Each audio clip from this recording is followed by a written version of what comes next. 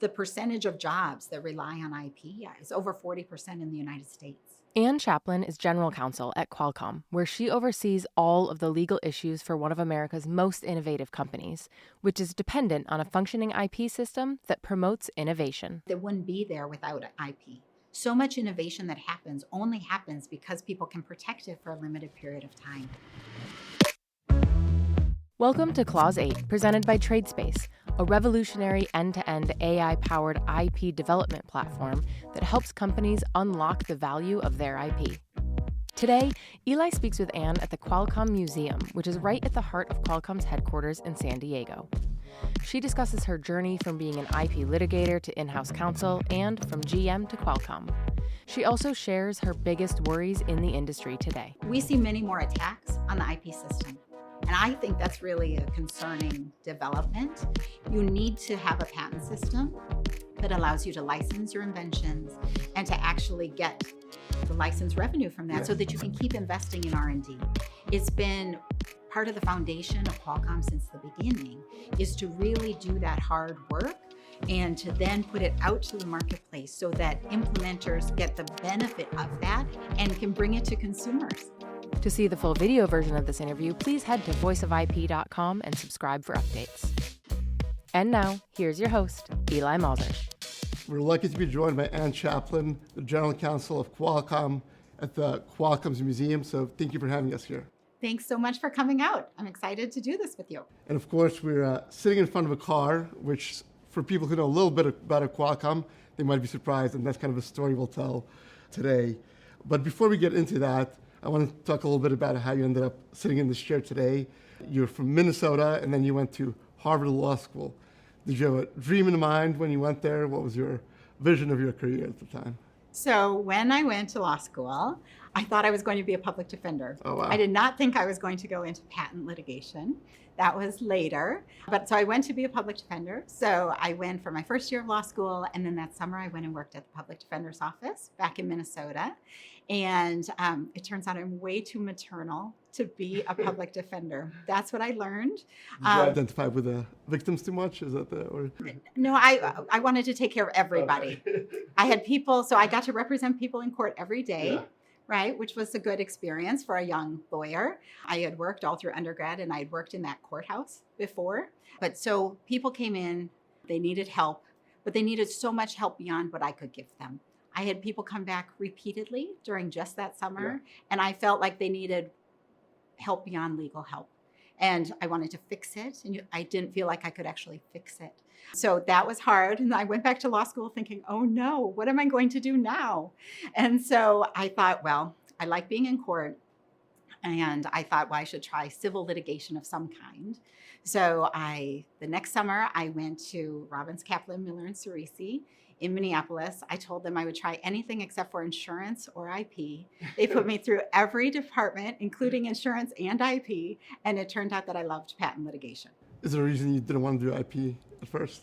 Well, I assumed it's because I should have been an engineer, and I wasn't an engineer by background, and everyone else seemed to be an engineer. But at that firm, they welcomed people without a technical background who still wanted to do patent litigation.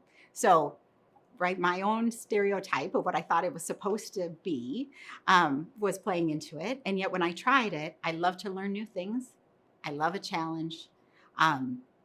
And I just found it fascinating. And I wouldn't have dreamed it in advance. So then you went on to Fish & Richardson, and you had a lot of success with doing IP litigation. What qualities do you think about you that made you so successful in that? So I had a great experience at Fish & Richardson. I think that in terms of qualities, right, you as a patent litigator, you learn to be very detail-oriented, very focused on the merits. You need to think very broadly in terms of what's going on in the case and how you're going to help someone understand the case. You dig in with the experts, with the inventors, and I learned all sorts of technical areas, right? I'd litigate a whole variety of topics, and I loved that. I just loved it because it was always something new. So even when you got comfortable over the years with the law, I learned all of these new technical areas, which was fascinating. I also love to take depositions. I love to go to trial. It's one of the hardest things about going in-house is all of a sudden you have to sit in the back and not do that anymore. But I soaked that up. And so in terms of being successful at a firm, I always feel like you really have to have an ownership mentality. You always should try to make everywhere you are better, and you should see how you can contribute. So over the years, I had great opportunities to run different programs. I ended up running our office in Minneapolis. I became the litigation practice group leader, all because I was trying to find a way to help. And I loved it there. I loved working with my colleagues and my fabulous clients. And I just felt very fortunate for that opportunity. So I always tried to find ways to make it better. Yeah, I actually met somebody today who was trained by you when you were back at Fisher & Richardson, and he was telling me what a great experience that was. So. Oh, I'm thankful to hear it. Yeah. Thanks so much. So what made you want to sit in the back of the room and go in-house, as you say? So one day I was at Fisher & Richardson, and I got a call from Craig Glidden, who was the new general counsel at General Motors. And he had been a client of mine previously at Chevron Phillips Chemical Company and at LyondellBasell. And he had just joined GM. And I was excited because I thought he was calling to give me a case, right? Yeah. And so we were talking, and he said, hey, would you like to come and run litigation for General Motors? And first I was a little thrown off because it wasn't what I expected this conversation was going to be. And I was very settled in at Fish, right? I mean, you know how you are at your firm after many years. And I had like one more job I wanted to do at that firm. And so I was surprised, and I thought, well, this isn't what I thought. And so I kind of told him, I don't think so. I'm really not looking to move. I'm very happy, right? I'd love to help you in your new role, but I doubt that's what I should do. And he just said, why don't you think about it over the weekend, and we'll talk next week. Did he tell you why he thought about you in that first? So I don't know if he said it there, but we had always had a really good relationship in terms of he was my client, right? And I find him very inspiring. He's one of those clients that actually inspires you to achieve more than you believe you even could, right? He would set a very high bar, and I would think, oh my gosh, like, how am I going to do that? Yeah. And yet we had found great success for him. We'd also kept in touch over the years as I was running the practice group in terms of just what I was doing in the firm and how I was trying to improve the firm and what changes we were making to make ourselves more efficient, to use project management. And just, I'd gone down to help him with his legal team at LyondellBasell when they were doing initiatives like that. So he knew my style. He knew my work ethic. I find him very inspiring. I would say that throughout my career, right, I'm very self-driven. And he's one of the few people I've ever met that pushed even harder than I did, where I felt like he would raise the bar for me. And I appreciated that spark in him, and that real passion about the law, and always really thinking creatively and doing more. So I did think about it over the weekend. We talked on Monday, and I said, listen, I doubt that I'm going to take it, but if you want me to come over and learn more about it, I'm open to doing that. But I don't want to waste anyone's time. I want to be transparent. I know you're busy, but if you want me to come and learn, I will. And so I then went over to visit, and I spent 2 days at GM. He sent me right to Mary Barra, the CEO, and the company was going through a time of challenge, right? They had an ignition switch issue that had created thousands of lawsuits, and it was a big issue for the company. And it also had been really hard on the legal department and the company throughout all of it, right? It had so much scrutiny, and Mary Barr was putting in place real changes to really focus on safety and change the culture of the company. So when I went through for these 2 days and met everyone and heard about what they needed and what they were looking for, by the end of it, I felt like I could help them, and I felt that I should. And you devoted most of your career to IP litigation, and it doesn't seem like IP litigation was the main concern they were facing. Did that phase you, that you'd kind of have to be overseeing class action lawsuits and whatever else they had on the plate? Yeah, so that was a daunting thing for me, and yet it was broadening as well. I felt that my litigation background still would translate well to assist them, but their kind of litigation, the vast majority of it was non-patent, as you note. So I did really have to think about, right, is this right for me? Is it what I should do? But when I met them, I felt like what they had was a crisis, and that they needed help. And it was a huge issue, right? And for litigators, right, that's what you do, Yeah. right? You become a litigator because you like to solve problems. You want to help the company to get through an issue, right? Because no company exists to litigate, right? We all exist to do business. And what they want is to get through that problem. So when I heard about it, I felt that I could help. But I did have to get in there and learn a lot. I had to listen. I had to be really patient and work through it. I had to learn a lot about product liability, litigation, class actions, all in a new space. I think it was helpful that I had done a lot of technical work, right, through the patent litigation work. So I'm used to learning new things from that. Probably underutilized in other practice areas or litigation area. So it actually helped me, right? It could translate. And so it was a really good opportunity to do that. But I took the leap. Before I went to visit them, I didn't dream that I would really go. But once I heard what they needed, there are times in your life that you feel a calling to do something when you think you can make a difference. So we up and moved, and I had a great experience at GM. So what was that transition like in terms of you wanted to be the one in the courtroom making the arguments, coming up with the arguments, but now you're not just in the back of a room. I'm guessing you might be 100 miles or maybe 1,000 miles from where the action is taking place. How's that adjustment, and how do you kind of learn where you need to dig deeper and where you need to just defer and trust what your outside counsel is doing? It's definitely an adjustment. It's a huge adjustment because also when you're in-house, you carry that case as a responsibility even more. And I know that when we're all outside lawyers, right, you feel like that case is your responsibility too, but you should just feel what it feels like when you're in that company, and you're responsible for that. And you also know the ramifications for the company of how that goes, depending on how the case goes. So it was a big adjustment. Sitting in the back of trial is really hard. It's really hard, and you have to let it go. So you do a lot of preparation in advance with your counsel. You need to let them know what's important to you, but you also need to let them do their job. And we were really fortunate to have great outside counsel who worked closely with us a lot, right? And we'd done all this communication in advance, but it's still really hard to be in the back and to not hand up notes because you know what you would do, and you do feel this real loss of control. So, right, there's a very special relationship between inside counsel and outside counsel, and you need to find people that you can come together with, where you have deep trust, because your outside counsel standing up there have to make decisions on the fly the entire time. And it's very distracting if you as the client are giving too much input in real time.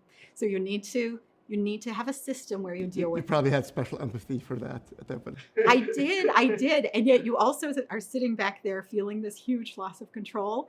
And you just, there's part of it where you have to have faith. And it's an adjustment for all of you. At that point, is there anything that surprised you about the in-house perspective, or anything you're like, I wish I knew that when I was outside counsel? Is there anything that kind of stood out to you in the beginning? Certainly, yes. I always think that if anyone outside has an opportunity to go in-house, even for a couple of years, it would forever change how you practice. Forever. Even though we all, right, we clearly as outside lawyers, right, did everything for our clients and wanted them to be delighted and happy, right? And so, but once you go in-house, you realize that not only do they have your case, but they have a whole bunch of other cases that they are juggling all of the time. And I think that people forget that going in-house, right, it's no less work than being outside, right? No one's paying us for every 6 minutes. So people ask us questions all day long at every hour of every day. And they're really juggling all of these things. So just trying to have perspective about that, so that for the outside lawyers to make sure that there's time for the client to give their feedback, because we really do care. Right? We still review briefs and send back our comments and really try to make sure that the outside lawyers have the information that they need. And so no matter how much we try, there's always some amount of information that we haven't fully conveyed, right? That you only know if you live in the company. So I think that inside and outside relationship really matters, and that the way we are inside, we really need to make sure to be funneling to our outside counsel what they need. And outside counsel needs to tell us also what they need. So it's an important one that I have a very deep respect for. And you really learn what outside counsel works with you well, listens to you, really understands your business, even more broadly than the case, right? Because sometimes winning the case isn't the win overall. It matters, right? There's so many things going on, and you are working all in that full ecosystem. So you have to be more aware than just your matter. And what advice would you give for outside counsel they hear this advice and they're saying, all right, I should be even more mindful of the time of my in-house counsel, but I should even know even more about their business, become an even better partner with them. What advice would you give for outside counsel about when they should reach out to maybe ask the in-house counsel to spend their time maybe educating them or guiding them in a way that's kind of adds to their plate but might be worthwhile in the long run? Yes. So I think that depending on what you're doing, so say you're doing patent prosecution, right? And it's still a good use of your time, right? To say, are there things you want me to know in advance? Like, what's the most efficient way for me to get the information that I need, right? And also, I think we all need to remember at times to just say, what feedback do you have from me, right? How could it be more helpful? Or after you finish a project too, to say, right, these certain things went great. Are there things that you would like differently next time? Because in the end, what you want is a long-term relationship, right? You want to work for a company for a long time where you do get to know each other better and be able to assist each other in that way. So I think just asking. And we won't be shy to say if we can't do it or if we don't have time. But also, it causes us to take that time to reflect, to say, you know what, I should, right? This would be helpful for you. Yeah. And so I think it's good to just have that. I know an in-house attorney, he said, outside counsel is always offering to give him a presentation. He goes, I don't have time for a presentation. That doesn't help me. Well, after you took the litigation role, at GM, you moved into a different role where you oversaw other areas of law. Is there anything that you kind of surprised you or you learned about those kind of practices after doing litigation for so long? Yes. So that was a big move for me. And at first I had litigation and other things. So that was more comfortable because, right, I was a litigator at heart and that's where my core skill set was. But eventually I brought up a team who they were ready to move up. And so sometimes you also have to know when you should move sideways to get out of the way, to make room for people to rise. And so I did have the opportunity to do that. And but I had to get out of my own comfort zone of litigation, and I had to let that go with others. And I needed to shift to these other roles. But for me, it was a great learning experience. It was so broadening. And you know how in IP, and for your listeners, right? People in IP are like deep in IP, right? It's what we do. And it's in lots of ways, it's a narrow field, but it's so deep, right? And we spend years and years perfecting that craft. And so to kind of, first, then I had to shift to the other kinds of litigation. And then I had to shift outside of litigation. So it was nerve-wracking, but it was one of the best things I ever did in my career. It gave me the opportunity to really try something very new, to get a whole different view of the business, to really dive into other areas of law and bring my litigation expertise to that. Because, you know, litigators are professional worriers, right? It's what we do. So that's a great skill for a lawyer in whatever you do and wherever you bring it. So I was so fortunate to get to head up, right, to oversee the M&A group, to get to focus on safety, to focus on marketing, to focus on supporting the engineering team, to work on data, it went corporate governance. I became the corporate secretary. It gave me a great exposure to new areas that really just broadened out how I see the world. And also it helped me to work with my colleagues of how to bring us all together. So I think my former boss used to call it finishing school for general counsels by putting you through all of these areas that you really need to know to do that job well. And so I was very appreciative of it, although it was daunting on many Was that your days. goal when you went through these different areas, that one day you want to be general counsel and this is going to prepare you for that? Or Yes, when I went in-house, my goal was to eventually become a general counsel. Okay. It's a big thing to up and leave outside practice, Yeah. right? It's a big thing to give your clients to other people, to entrust your beloved clients to other people is a big moment. And it's a big decision to make. So for me, I thought in going in, obviously I wanted to do my role well for GM, and to support them through all of that and to learn what I could. But if I was going to make that move, my goal was to eventually become a general counsel. But I had a lot to learn about what really that all involved and all of the different components I needed to learn to be good at that job. And obviously, when you do IP litigation, that IP litigation is everything. And we talked, probably wasn't the most important thing for GM. What did you learn through that process about having that new perspective about the role of patents and IP at a company like GM? So we had a great IP group at GM. They value patents at GM. They're very innovative at GM. They have such a strong history of, right, it's such an iconic American company. And also they were at a really exciting time of change. While I was there, this whole shift to electrification. We also went deep into autonomous vehicles and all sorts of new safety features. So it was a company that was changing in really exciting ways. And so right, they were making strong inventions. So they care about patents. We cared about patents. Yeah. We actually didn't have very much patent litigation, thank goodness. And so that was convenient. And obviously in automotive, it's not terribly litigious in the patent space. It can be.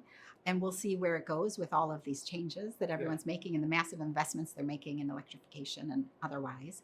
But while I was there, it wasn't. But they still were very innovative. They wanted to protect their IP. They also were worried defensively about IP. And then they were mindful about where the technology was going, right? And I'm sure we'll get to it. But right, lots of more technology are now in these vehicles, bringing new experiences to their customers. So they care about that too. What drew you to the company? Yes. So when this opportunity came up, I was not looking for a job and I didn't actually plan on leaving GM.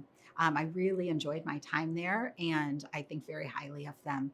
And so when this came up, I wasn't looking to move or to change companies, right? Move across the country or change companies. And someone encouraged me to listen to this one because whenever you're in a role like that, you get a lot of calls about general counsel jobs. And most of the time I would just ignore it and do my job, right? You're always busy there's always plenty of work in-house. So I was mostly focused on that. And so when this one came up, someone encouraged me to actually listen. And obviously I knew of Qualcomm and Qualcomm's accomplishments. Also Qualcomm's genuine focus on IP and how important patents are here and the foundational research and development that Qualcomm does, right? I mean, Qualcomm's put $90 billion into R&D, right? And then brought to the market inventions that we all end up using every day. So for me, it was a very interesting mix of a real IP focus where I got more of that than what I was doing while still being in a time of growth and change and diversification, which was what I had been working through at GM, right? It too was in this huge transformation, right? Cars are changing so much more than they have in years now. And that was exciting. And so to come to Qualcomm at a time when it has more now in automotive, which also was a great fit, in the Internet of Things, and when they're expanding, right, well beyond mobile, but bringing the technical prowess that Qualcomm has into these other spaces was really exciting. So for me, it felt like it just felt like the perfect job, right? Given what the focus. You were also the perfect candidate for that, with the patent background and the automotive background too. I was so thankful for that. Yeah. Yes, so I was fortunate. Did you have any dealings with Qualcomm beforehand, before you joined? I didn't personally, but they are a customer of Qualcomm's. GM's a customer of Qualcomm's. And so certainly I was aware of it. And Qualcomm has been enabling certain key technologies in GM vehicles, which I am still a proud owner of 3 GM vehicles. And right, and so I knew about Qualcomm from that and obviously knew about their history and their strength and patents, but I hadn't had the pleasure of interacting with it directly myself. You knew you wanted that role eventually to become general counsel. Is there anything that has surprised you now being on top of an entire legal team? And is there anything that maybe you find difficult that you didn't expect? Oh, there's a lot of surprises about it, I would say. There's wonderful things about it, and obviously there's challenges, right? Always in legal, you're faced with challenges, right? It's what we do, but it's also the time that you can step up to help the company and enable the company. And that's really the best part, is that you have this we have a phenomenal legal staff. We also did at GM, right? I felt so fortunate to get to work with such talented lawyers and legal professionals who all come together to support the mission of the company. So that's the best part, is getting to enable the business with this super talented team. The hard parts is that you have no idea every day what's about to happen. Like, you walk in with a plan of what you're going to accomplish, and then a whole bunch of other things come and you need to address them, right? Legal is about dealing with challenges. In-house, the pace of challenges, right? They come out of nowhere all day, every day. And then also just really needing to coordinate everyone and coordinate the team and make sure all the right people know. Does outside counsel know that yet? Does this person know these people need to work together, right? Trying to really coordinate hundreds and hundreds of people so that we are super effective as a legal staff is actually a big job also. And then also, you do practice law every day, right? I practice law every day. I give legal advice all day, every day, as do all of our lawyers here. And so the variety is massive. I was adjusting to a new area and getting to know more things in mobile, et cetera. You're getting to know the company and the people and who needs to know is a big adjustment. But I've been just delighted with the experience. You mentioned that obviously IP and patents are such a core part of what Qualcomm is and so important to the company. How do you think that impacts your role as general counsel? More IP issues come up, or do you think it's fundamentally different in some way, that being in this role here versus a company like GM, for example? Yeah, so certainly more IP issues do come up here.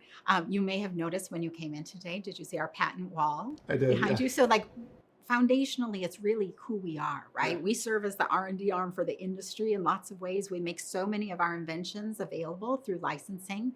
So things about our licensing program and supporting our licensing program come up all the time. Given the pace of innovation here, the number of meetings I'm in all the time where I'm sending notes to the IP group to make sure, have we patented this? What about this? What about this? Because you're surrounded by brilliance, right? Like, these engineers are working so far ahead and coming up with these great ideas, and it's moving so fast that really just trying to make sure we capture all of that. Right. And we turned out, right, we still have a budget, so we can't patent all of the great things that are happening, but you're trying to make sure to catch the key things. So that does come up every day. It's a foundational part of how we do business. And then also just being in a space with standard essential patents and developing all the expertise on that has been really interesting also. Anything about the way you structured your team or your involvement with patent IP issues because you are in this general counsel role, because that you think you wouldn't be doing if you were somewhere else? Sure. So I do spend a lot of time on IP issues. At the same time, I have a phenomenal team, right? It's the largest part of our legal staff is the IP group. So I also need to let them do their work. They're incredibly good at it and have deep expertise. So as the general counsel, you really have to make sure that you stay out of the way on some things also, and you let the team do what they need to do, right? They're incredibly good. They do not need any micromanaging from me. They're always great in terms of, you give a task into the IP group, it always gets done. Even great big tasks of, right, a whole bunch of claim charts or this or that. I'll give you an example. They really took on the AI challenge for us too, right? As generative AI issues have come up, and lots of our products have AI capability, and people within the company want to use AI, and obviously AI is a helpful and sensitive and some topic for IP, and you need to be careful about how you use it and what you do. The AI group is really, the IP group has stepped up to take on AI also, and to make sure they're expert in that. And we've made sure AI capability also is getting into all the other parts of legal. So I do have probably much more interaction with the IP group than lots of general counsels have. First, because of how important it is to our business. Secondly, because of how much innovation happens here, right? Not only do we have the licensing business, but truly we have so much innovation. And because it's this time of great change with diversification, where all of these changes are happening so much more broadly than what we used to do.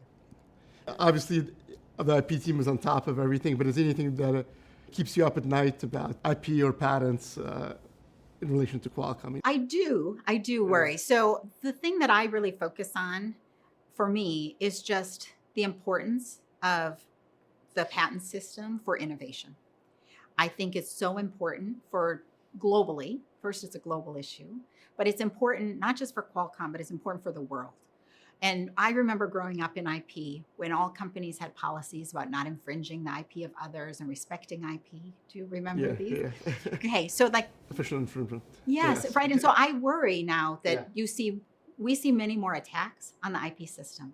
And I think that's really a concerning development because without people that really do that foundational R&D, we invest, a decade ahead of the standard. We do so much work and some of it works and some of it doesn't. But to take those risks, you need to have a patent system that allows you to license your inventions and to actually get the license revenue from that so that you can keep investing in R&D. It's been part of the foundation of Qualcomm since the beginning is to really do that hard work and to then put it out to the marketplace so that implementers get the benefit of that and can bring it to consumers. And so when you look at how much we've done that, right, we have hundreds of license agreements that have put our technology out to all of these people who have then put it into over 18 billion devices. That only works if you have a patent system where people can protect their inventions and get paid for them. Otherwise, no one could afford to do that kind of deep R&D.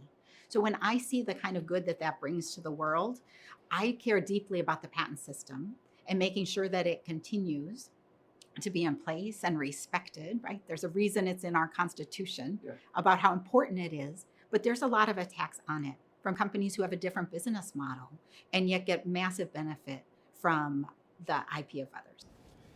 The reason we're sitting in front of a car and not a cell phone or a microprocessor is because obviously Qualcomm has come up with a lot of technology that's in this car that relies on cellular communication and so forth.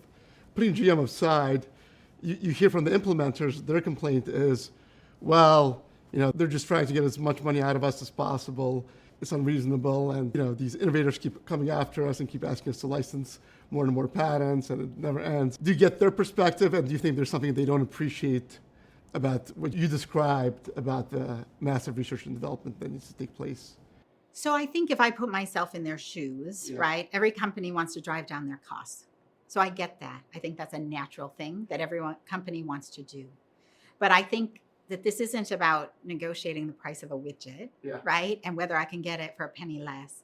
This is about foundational intellectual property that the implementers actually want to use because it actually provides a great product. And I think that when you really focus on the value of it, we know we provide extreme value that is actually used in these devices everywhere. And so when you look at the cost of those products, right, we are a teeny tiny portion of that. I have 3 kids. I buy a lot of cell phones as a result, right? Like they're very expensive. And so the Qualcomm portion with all of our innovation that gets utilized is very, very small. And so we feel very strongly that it's an incredible value that we provide. And I think that when you see what we've brought to the ecosystem throughout 3G, 4G, 5G, that it continues to be that way. And also the value that we've brought now to automotive. There's amazing things that now can happen with the functionality that we bring to vehicles, right? The improvement on safety, the experiences in the vehicles. All of automotive is going through such a change in terms of the vehicle being a platform and being able to offer services to their customers that they're really excited about. And charge for those services. And charge for those services, which is great. And so we really provide so much technology that allows people to do that. And they make dramatically more money than we will ever make off of our licensing revenue. So I actually think it's a very fair system. I get the desire to always wish it was less, but we continue to bring more and more to that, more and more functionality that the implementers love and that the customers love. And do you think they just have a bigger voice because there's more implementers than innovators? I do. So I think not only are there more of them, but they also have very deep pockets. And so I think it's really important that we continue to speak up about the importance of IP. Because without IP, right, a lot of innovation would stop. When you look at the value of IP, even just for our economy, the percentage of jobs that rely on IP is over 40% in the United States, right? That wouldn't be there without IP. So much innovation that happens only happens because people can protect it for a limited period of time. And so we bring these things to market and we provide them in licensing because they're valuable to an industry. Like we've really enabled an industry that has been then wildly successful. So I think it's incumbent upon us then to really speak up and to make sure that people understand the value of IP, because otherwise innovation really dwindles down. I think it's important for our country to keep doing that. Innovators like Qualcomm and auto companies these days is Avanci. What do you think about the role they play? Yeah, so I think it's exciting to have Avanci be an option for automakers if that's how they want to take a license. Yeah. So we're very open. If they want to license our patents through Avanci, that's great. If they want to come license from us directly, that is great too. And so Avanci was really created to fill that void of trying to make it easier for automakers to very efficiently take a license. And so I think it has provided that benefit. You've seen them be very successful through 4G. You see them having good success now on 5G. And I just think it's made it easier for the automakers, which is great. We continue, though, to be very transparent about our pricing. We provide, and that direct access if people don't want to go through Avanci. I think it's important that we proceed as the licensee would like to. And so your main motivation as an innovator to go through Avanci is to make it easier for the auto companies to get all those licenses. It is, because for us, we have a licensing entity, right? They're super capable and wonderful, and they would love to do it. Yes. So really to put a middle person in it's really for the benefit of the licensee. Okay. And so that for us, we wanted to make it easy for them. Yeah. If that makes it easier, then we're totally happy to do that. And if they prefer to work with us directly, we're delighted to do that too. Yeah. I just want to go back to the complaints of the implementers because I can't understand them, because like a car is $100,000. The Avanci license for 5G is $29 or $30. I mean, is it just because there's somebody in the company whose role is to write the $29 check that they're complaining about it? Or is it, I don't know. I guess I just wanted your perspective, because you were obviously in the automotive industry.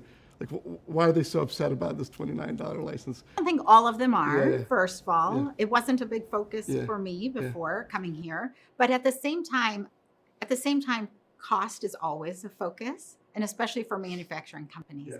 I think what's exciting for automakers is, though, the new revenue that can come from our kind of innovation.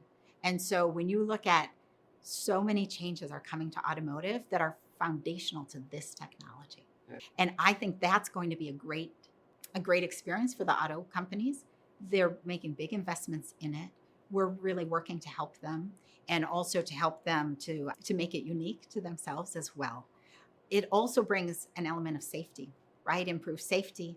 Nobody wants crashes. Most crashes are caused by human error, right? The vast, 92% of crashes are caused by human error. So adding this functionality to vehicles and making vehicles safer and making it so that they can interact with other things in the environment and all of the sensing capability, right? It's going to bring great things. Yeah. We also know that with 5G capability, first, everyone in my car loves the OnStar, right?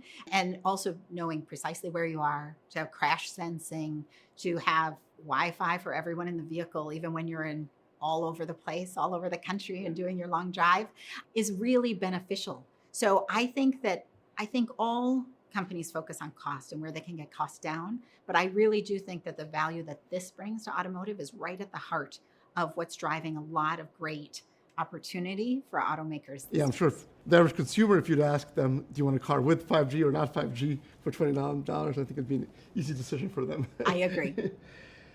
You made a very convincing case, but I'm probably biased towards it.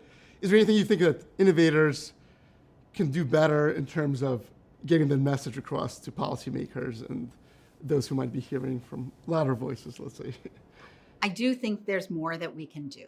I think that we are vastly outnumbered in the people talking to policymakers on this topic, but we need to continue to talk about it. And we need to just make sure to keep providing those facts, because you know how it is in terms of changes and pressures. People can get a misimpression when they don't have the facts of what we do. And so I think that we need to make sure that our voices continue to be heard and to share facts about it, about what we bring to the table and why it matters. I also think that we all should be mindful to not let anti-patent rhetoric get out in the world and without it being countered by facts. And so I think that there is more we can do. I think we have to keep talking about it. We have to make sure that we're heard. But I will tell you, it is constant, and it comes from all angles, and it comes from different parts of the world. But I think it's really important for policymakers to be mindful, to think about who is asking them and why. Yeah. And then also, what are the real ramifications for the industry if we were to all of a sudden swing and do something different? And what else does it mean in different parts of the world as well? So I just think that it's incumbent upon our policymakers to be thoughtful in this space and to make sure they're hearing from all the different sides and gathering facts. You said it keeps you up at night, right? But at least metaphorically, but are you able to go back to sleep, I guess, in the way things are now, I guess? So I'm a bad sleeper to start with. So we'll attribute part of it to that. But so I do eventually go back to sleep. But I also think that we make sure that we focus on sharing the facts as we know them and our experiences. But I just think we can't let up on that. And we can't think, even when we think that the issue is resolved, it keeps popping up. You know, the game whack-a-mole, it's a lot like that. The moles keep popping up. And so we just can't be complacent in that. And I think for our country and for the world, it matters that those of us who understand the value of IP really speak up so that people understand that it's not just about Qualcomm, right? It's about entrepreneurship everywhere. It's about the success of companies. It's about jobs. It's about technical benefits that we've been blessed to have this flood of technology, right, that has helped us improve our lives. And there's all sorts of big challenges in the world that still need to be addressed. And the way those get addressed is by having a patent system that incentivizes innovation. And so it's dangerous if we let anti-patent forces get strong and not be countered. So I do eventually get back to sleep, but I'm always saying it out loud that we have to keep doing that and that we can't be complacent.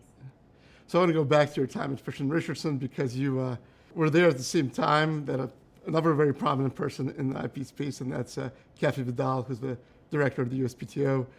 Can you tell us about what it was like being at the same firm as her, and then seeing both of you kind of reach the pinnacle of kind of your paths after that? It's so exciting to see Kathy do that, right? And I should call her Director Vidal now, but to see Director Vidal in this role is so exciting. So I was very fortunate to get to work with Kathy for years. She's very passionate about what she does, right? And you've seen this whole flurry of activity from the Patent Office, but she's always been this way. She's incredibly passionate about what she does. She thinks very deeply about the issues. She thinks very globally. You've seen her to have a lot of activity across the globe, right? And really connect with patent offices in other countries as well, really talking about the benefits of IP.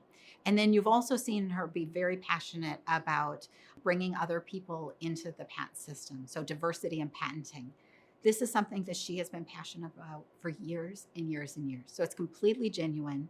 She has always had a true desire to bring more people into that system. So you've seen the Patent Office put out many more opportunities for entrepreneurs, for veterans, for women, for diverse inventors to come together and to learn about the patent system. So I loved working with her. She was the litigation practice group leader before I was. So I also had the pleasure of having that transition and learning from her. She was an excellent patent litigator also, but also she's always been really tireless in how much she cares and how much she cares about the patent system and about people. And so it's been really fun for me to see her take that passion and translate it into the Patent Office, because I just think you see it every day, right? Lots of things have been put out for comment. We're commenting a lot. I'm sure others are too. But like you see a true desire to constantly like really focus on the issues and work to make it better.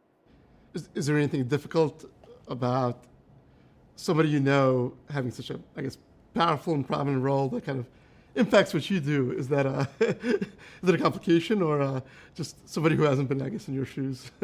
I just make sure I'm very respectful about it. And the hardest thing is I have to remember to call her Director Vidal, right? But I think that it's, I don't think it's hard. And I think that it's I think she listens to viewpoints all across the board. So I just make sure that I'm very respectful of what she's doing in the patent office. But I think it's really exciting. Yeah. I think to have someone that cares that much about the patent system, that cares about the United States, that cares about IP globally, and is willing to put in the time and effort to really focus on the system and how it can be improved, to give guidance on breaking issues like Gen AI, right, which they've done recently, to travel the globe and work on making sure that this is a focus elsewhere and how it can be coordinated across the world. Like, we all benefit from that. And then especially focusing on bringing more people into the patent system. I think it's shocking that only 13% of US inventors are women. Yeah. And in 2024, I find that completely bizarre. And it has to be fixed. And also, when you look at Qualcomm has to get you inventing. Exactly. So we, just so you know, we actually focus a lot on diversity in innovation. We work to bring a lot of information to our employees, trying to increase it so that everyone feels included in that process, and telling them how that process works and how we'll work with them. We assign patent lawyers to each of our employee engagement groups, trying to make it less daunting. And we've also worked really closely with Invent Together. We're a founding member of that group, who put out a resource. It's available for free online. You don't have to talk to anyone to try it, but it's called the Inventors Patent Academy, to educate people about the patent process, because it can be so daunting for people. And we're trying to make it more accessible so more people feel like that they can really speak up and that they can be included. Some of the most prolific women inventors are at Qualcomm, which very true. We're very proud. Yes. We started this with advice for outside counsel based on your perspective as in-house counsel, but now you've been in-house counsel for a while, and I'll give you your advice for in-house counsel. Maybe even to Qualcomm. Let's say there's a new in-house counsel starting tomorrow. What advice would you give them about how to contribute to Qualcomm's success, and then how to succeed in their own career? Sure. So as a new in-house counsel, especially coming in new to a company, you need to get to know people, right? You don't just sit in your office, and hopefully you come to the office because it'd be really hard to do from home. And so really engaging with your internal clients, getting to know them, making sure they know you, and also just speaking up. We hire phenomenal lawyers. We hire you for your judgment. People actually want to hear your judgment. And so what we do every day is we enable the business. And the more comfortable they are to bring us their concerns and their questions and their issues, the better we are, and the issues that we avoid. And so what I would say to a new in-house counsel is, it's okay to not know everything. None of us knew everything. I still don't know everything. I learn new things every day, and I'm thankful for that. But it's okay to ask. Right? You're surrounded by people on a team that want you to be wildly successful. So speak up, ask your questions. Mistakes happen. Just tell someone and get some help on it. But also be mindful, like look up. We get very focused on doing what we're doing. I think it's important to also look up, realize what's going on in the company, learn more about what's happening, pay attention to also what's going on in the world. Right? I get up and read the news every day, because it affects what goes on in our world too. And so really make those connections and ask people for help. Ask people to connect you. Spend that time, right? Grab a cup of coffee with somebody and ask for guidance. It's a big move to make a job change, right? We all understand, we all did it to get here, and we really want it to go well. But you need to tell people what you need, and we need to tell you what we need, and so that we can all come together as a team. How do you identify who to ask for guidance? Who'll give the right guidance? So you may not know at first. So I ask a lot of different people for guidance because they give different advice, and some of it may work for you, and some may not feel comfortable to you at all, right? There's some people whose style is maybe not at all like yours, but it's okay to ask them for feedback too, and for guidance. So I just think you get it from sources all around you. It'll be the person that drops by the office and asks you. It'll be the person that gives you an assignment. It'll be the person who asks you to attend a meeting, and you think, what is the meeting and what is my role there? Go ahead and ask that. So I just think that you need to understand that we want you to ask, right? Everyone wants you to be successful. It's the whole reason you're there, right? You're hired because we think you'll be successful here, but it's our job to help you with that too. So hopefully we're reaching out to ask you what you need, but hopefully you also are asking all the time because it's a process and it takes months. I know that when I first went into GM, you can imagine, I had so many things to learn, and automotive was new. Luckily, I love cars, so that's good. But like I had a lot of things to learn, and so I had to ask. And it's okay to not know, right? You didn't get hired because you knew everything. You got hired because you were smart and could learn it and you could contribute. So make yourself heard, show up at the meetings and participate, right? Ask the questions and constantly look for how you can help. Because I think when I look back on my careers, lots of things came along just because I was willing to put in the work. Because every day I wanted to make it better. I wanted to contribute. And what that contribution looks like can change over time. But if you're interested in trying new things and getting like expanding your boundaries, you can do that just by being helpful and being willing to jump in. You mentioned that litigators have a reputation of being warriors, and sometimes it's a good thing. But I think some in-house counsel, they resent that they're known as they just care about the risk. They don't help grow the company. Any advice about that, about how do you show as in-house counsel that you actually are helping grow the company and you're not just slowing down what everybody else wants to do? Totally. So there are people that think that legal is there to say no. And I always say yes, but, right? So I think it's important to really talk with your client. And if they're proposing something that they cannot do, there are things that are just illegal where we say you cannot do that. And here's why it's illegal, right? So no one's trying to do illegal things, right? But if someone ever proposed one, like it's incumbent upon us as guardians for the company to say you can't do that. So, but usually what you need to understand what they actually are trying to do. Like, what is your goal? So how can I help you to reach that goal? And so I'll give you examples. We have certain things where if we do them early on, if I know your goal earlier, I can make sure that we avoid pitfalls that would make it a no later. And so what we really try to do is attend the meeting, to show up, and to really learn where you're going and to issue spot in advance. To think about, oh, the privacy team needs to help you with that. Oh, the data team needs to help you with this. We need the open source team to help you with that. And so what we do lots of the time is issue spot all day, every day, and connect them with the right resources. But if we do it earlier, during product development, for instance, long before commercialization, we actually help them to get to a yes. But it's also incumbent upon us to explain why we're doing certain things so that they learn to then come to us too, and how to incorporate into their workflow to avoid pitfalls. So we have great examples of that. I have the pleasure of meeting regularly with heads of our business units where we talk about where they're going. And they tell me certain things and I tell them, all right, here's what we're going to do. But then I also try to issue spot and I say, also this one, we should focus on this issue or that issue, or in this country, this can be an issue. So what we want to be is the great enablers of the company. I like that. Yeah. Right? And That's so good to me, we are a yes, but it matters how we get there. And so we have a cultural value in Qualcomm, which is we do things the Qualcomm way, which is that we care about our integrity. We care about doing it the right way. We care about doing it with excellence. And so that's what we work to enable every day. Two last questions.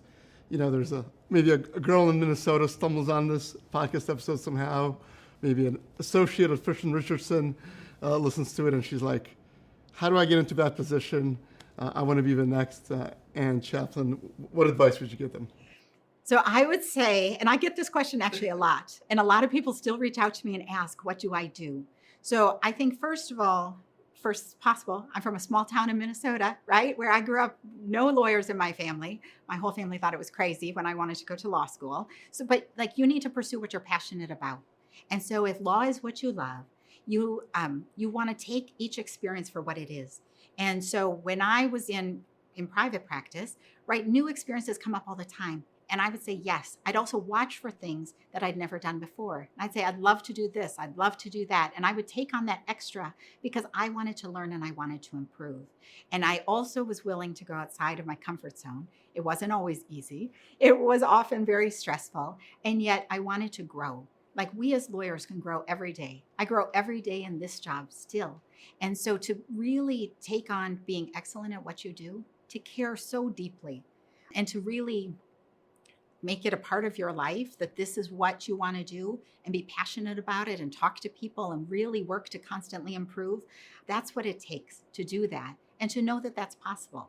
First, I think it's important to know, right? It is possible to do those things and to not hold yourself back.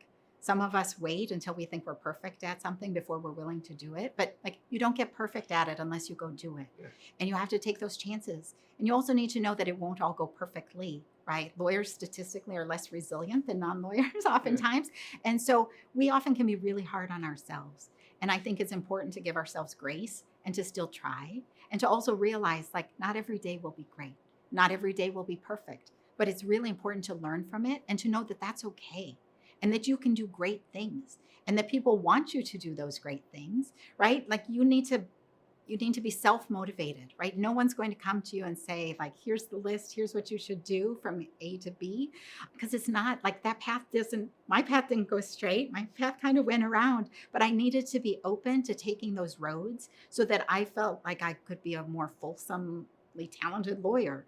And so I think that's a great opportunity. And everywhere you are, act like the owner of it, right? Have an owner's mindset in terms of, right, if something needs to be done, do it. If something needs to be improved, lean in to improve it, right? I feel like I got a lot of opportunities just by being willing to do things other people didn't want to do. But I felt good to get to do that. I felt so fortunate to get to learn a new thing and to contribute. And right, we all want to lean in and help our colleagues and help our clients. And so if you're really passionate about that and look for opportunities for growth, all of a sudden you find yourself with a skill set that expanded beyond what you had anticipated. Anything else you want to share with the Clause 8 listeners about Qualcomm, the patent policy debates, or anything else they might not be thinking on a day-to-day basis that you think is important? So I would just say that I think the IP system is critical for innovation, well beyond Qualcomm. It's been a foundation of our company from the very beginning. We've invested $90 billion in it. We take every year a massive percentage of our revenue and continue to reinvest it. We're enabled to do that also by the money that we make in licensing. And then it's that virtuous cycle of actually creating new innovation. But what we do then is we try to bring it out to a whole industry to enable that industry to be really successful. And when you look at the companies celebrating success in that industry, we've enabled a lot of those things, and we're really proud to do that. So I just hope that people recognize the importance of IP. Yes. And if they hear negative things about patents, I hope they question why. And I think they reflect back on why it's so foundational and in our Constitution, right? Because we at Qualcomm are super passionate about that. And we actually welcome many more people being involved in that system, in that ecosystem, right? And becoming inventors, because there's a lot of issues in our world. There's still many, many things to be solved. And so we welcome more people doing that innovation as well. Well, thank you for sharing that. Hopefully when people see the road filled with cars like this, they'll remember where it all came from. I hope so too. All right, thank you, Ann, for coming on Clause 8 and sharing all of your wisdom and all of your insights. Really Thanks so much. It's been a pleasure. Yeah. Thanks for having me. Thank you so much for listening. Don't forget that new episodes of Clause 8 come out every 2 weeks, so be sure not to miss them by subscribing at clause8podcast.com and wherever you listen to podcasts.